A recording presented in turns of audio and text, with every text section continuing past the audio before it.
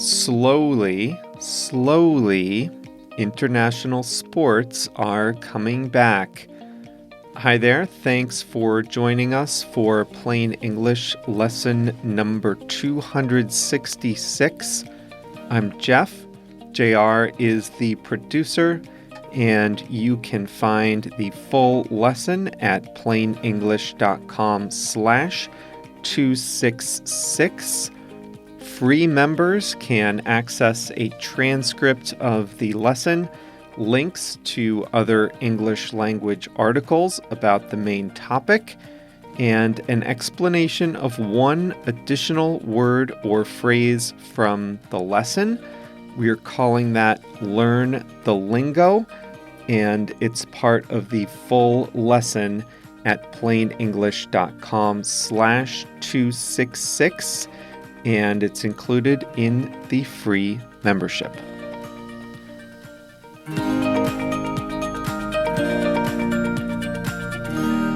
Sports leagues are among the most prominent parts of daily life to have been disrupted by the coronavirus. The absence of professional sports is certainly not the most serious of consequences, but it is nevertheless felt in almost every country. Somebody had to go first, and that was Germany's Bundesliga. Each team had 8 games remaining when play was stopped earlier this spring. They are looking to finish the season within a month. The first match on May 16th was called a ghost game. Yes, they played 90 minutes. Yes, there was a winner as Dortmund defeated Schalke by 4-0. But there was none of the traditional atmosphere. No fans in the 80,000-seat stadium. No pre-game procession, no traditional handshake of the captains. Sounds that would normally be drowned out by fans echoed in the empty stadium. The Dortmund side hired a sports psychologist to help coach the team in the days leading up to the game. Elsewhere in European football, England's Premier League got clearance from the British government to start playing competitively and have close contact. The Premier League is aiming to return to play later this month. Professional football leagues in Spain and Italy are targeting a similar return. Football leagues will play an intense schedule with matches every day to finish their seasons by the end of July. In America, our soccer league, the MLS, is considering an innovative way to end the season.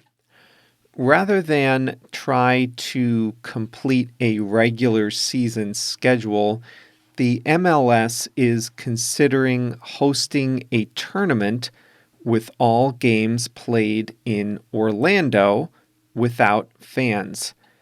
A tournament-style return to play would eliminate travel.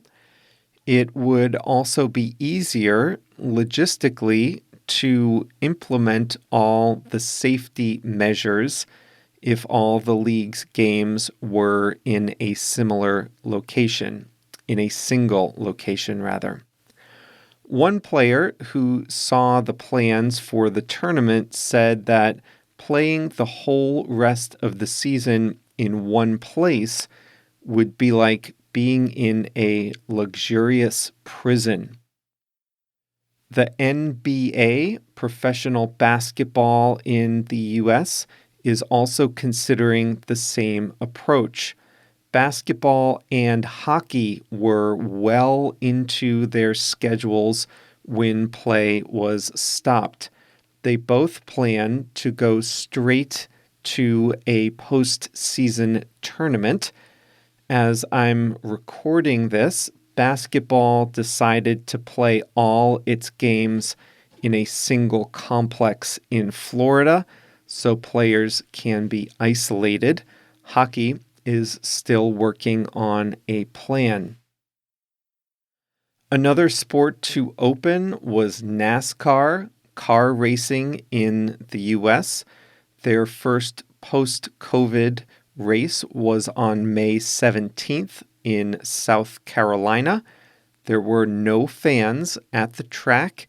Each driver was allowed to bring just 16 team members. Drivers wore face masks in the car.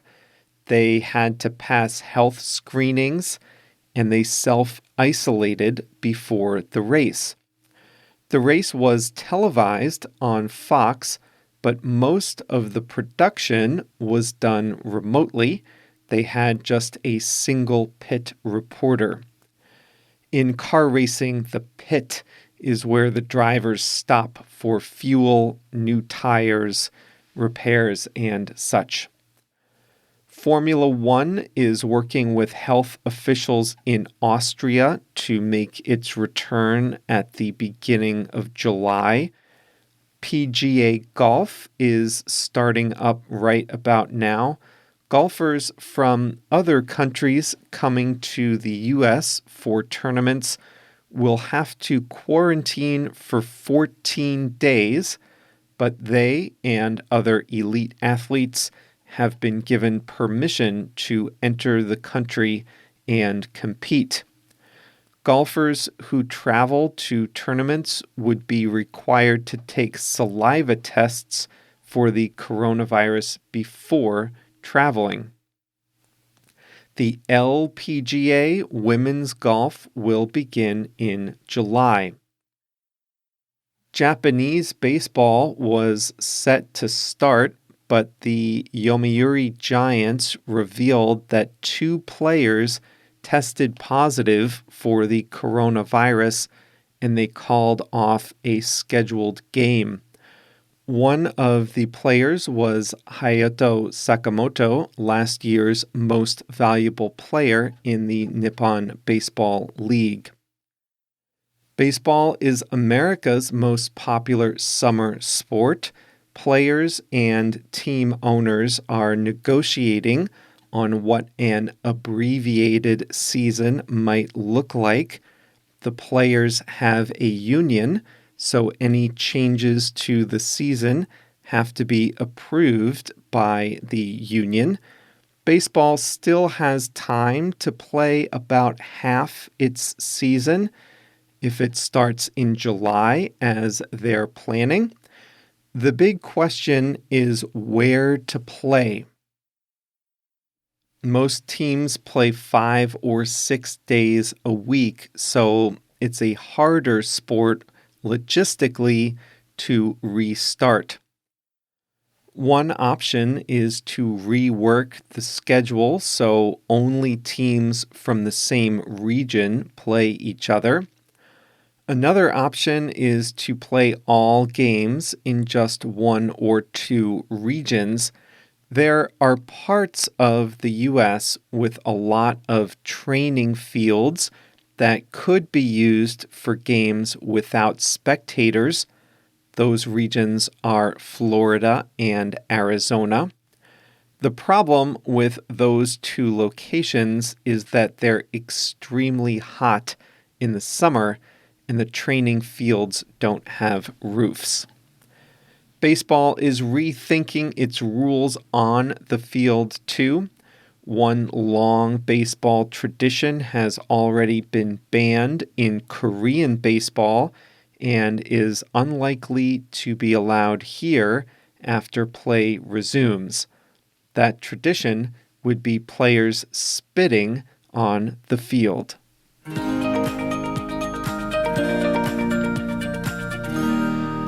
Have you gotten your free membership yet? That's the best way to get the most out of all the free resources on our website. You can sign up at plainenglish.com/join, JOIN. There are new membership options, but one will be free forever. Now, if you have considered Plain English Plus, I want to let you know that the monthly price is currently $15. If you pay annually, once a year, it is just $149 per year. Now that is going to go up starting on July 1st, but if you are a member now, or if you sign up in the month of June, you will always pay the current price of just $15 per month. So if you've been thinking about joining Plain English Plus, now is the time to do it.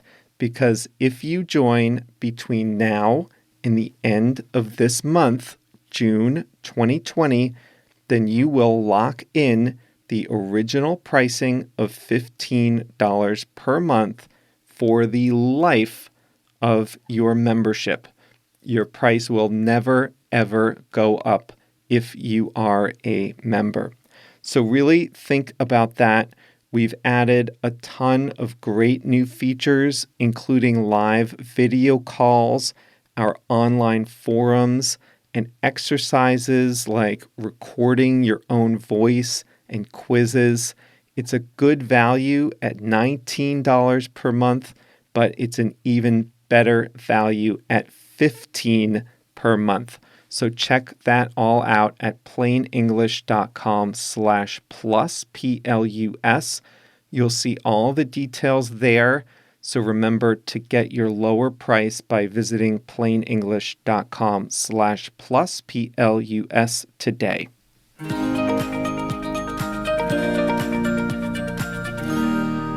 Today's phrasal verb is to drown out. First of all, to drown is to die from being underwater and unable to breathe. That's drown.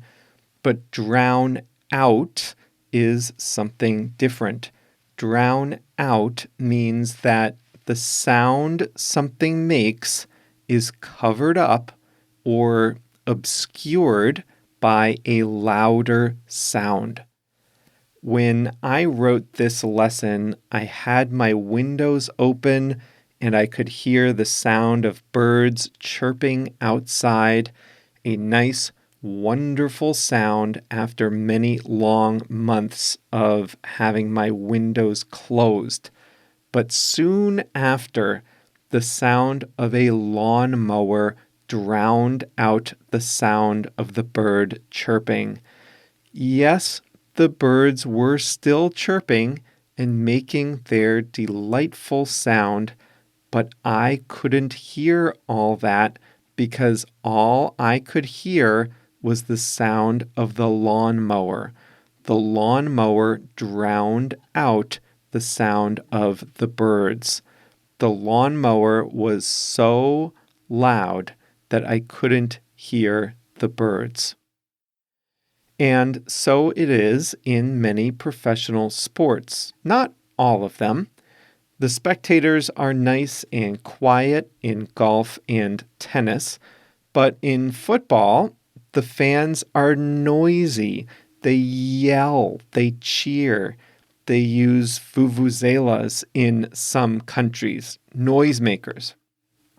The typical sounds on the field of play, like a player's foot striking a ball, or even the players talking to one another, these sounds are typically drowned out by the noise of the crowd.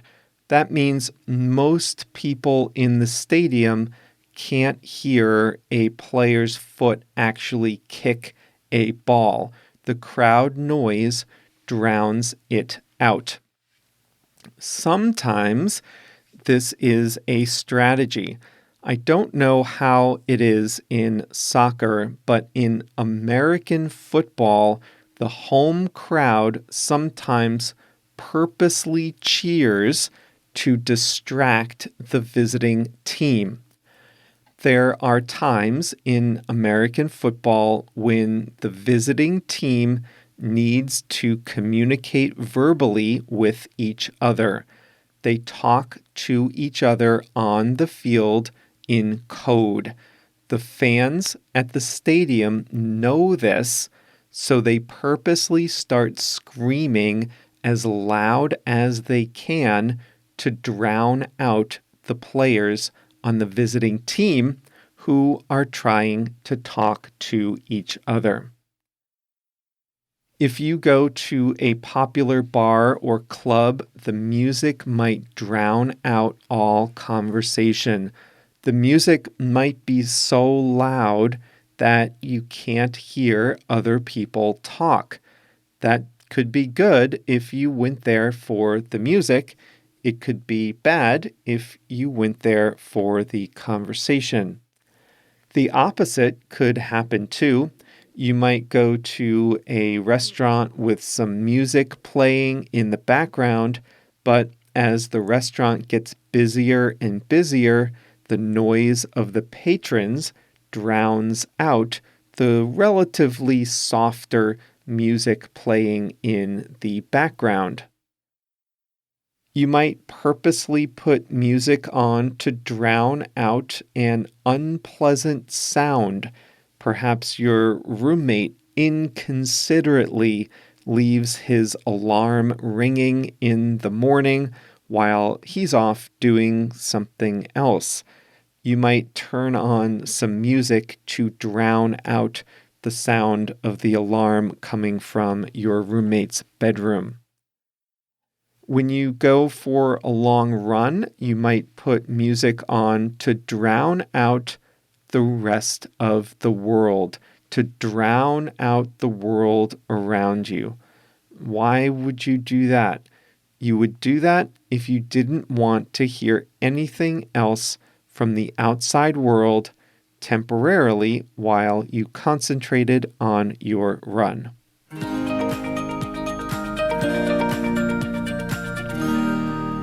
Today's quote of the week comes from the journalist Malcolm Gladwell.